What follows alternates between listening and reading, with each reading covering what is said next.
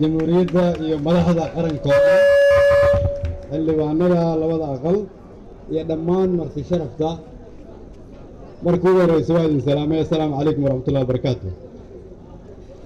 marka labaad, caawa waa habeen taariikhi ah, waa habeen farxad leh, waa habeen hami iyo diilo ula ummadda Soomaaliya.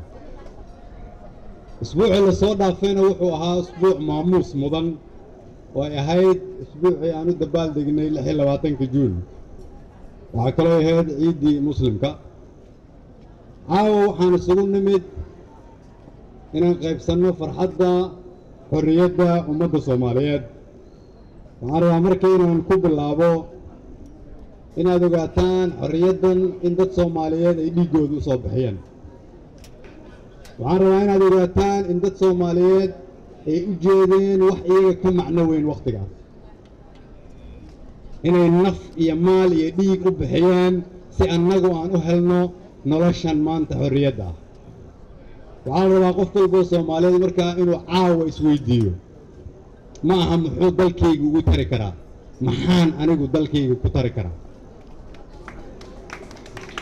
waxaan xasuusanaynaa walaalaheennii uu ka mid ahaa Axmed Gurey, Sayid Maxamed Cabdulla Xasan, Faarax Omar, Sheekh Bashiir, Sheekh Xasan Barsame Xawataako iyo walaalaheennii SYL. waxaan mar walba xasuusan doonaa walaalkeen Timo Cadde, Xaaji Aadan Afqallooc iyo walaalkeen Cali Sugulle. waxaan weligeen xasuusan doonaa dabayshii caafimaadka qabtay oo wadatay xorriyadda oo nooga timid gobollada waqooyi. waxay ogaayeen inay midnimada xoog tahay. waxay arkeen in kala taggu uu xoog yahay. waxay ogaadeen inay qabyaaladdu gudcur tahay. waxay arkeen inay qarinnimadu ilays tahay. waxay ku hamiyeen in haddii shacabka ka dambeeya ay ku noolaadaan dowlad la'aan, inay dowlad la'aantu tahay jab, inay tahay dhabar jab weyn. waxay ogaadeen inay dowlad la'aantu keeni doonto qabjab.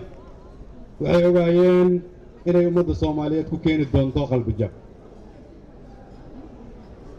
gumaysigii ay la soo dagaalameen markii ay warqado isu qorqoreen iyo sahmiyayaashiba waxa ay qireen inay dadka Soomaaliyeed yihiin geesiyaal, caqli badan, waddaninimadoodana aanay ku soo arag dalalkii ay hore u gumaysan jireen. waxay qireen inay dadka Soomaaliyeed ahaayeen dad ku bixin doona wax walba si ay dalkooda u xoreeyaan. maanta waxaan barbar dhigaynaa maalintii ay walaalaheen xorriyadda u dagaalameen.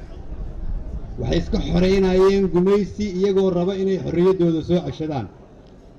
maanta annaga waxaana hor taagan argagixiso, waxaana hor taagan abaar, waxaana hor taagan kala qoqobnaan, waxaana hor taagan qabyaalad, waxaana hor taagan rajadeenna oo daciiftay, waxaana hor taagan hamigeennii iyo qabkeennii oo hoos u dhacay. iyadoo ay intaasina hor taagan tahay ayaa haddana waxaa muuqda iftiin yar. iftiinkaasi waxa uu yahay shacabka Soomaaliyeed boqolkiiba 75 waa dad dhallinyaraha oo da'doodu ka yar tahay 30 sano. walaalaheennii soo xoreeyey dalkana waxay ahaayeen dad dhallinyara SYL-ka oo ay ku jiraan 16 jiro. maanta waxaa noo kacay dumar Soomaaliyeed, waxaa noo kacay culummo dhallinyaro ah, waxaa noo kacay dhallinyaro is-abaabulay oo ay ka mid yihiin Caawi Walaal, Isxilqaan, Ubaxa Caasimadda, Socdaalka Nabadda iyo qaar kaloo badan.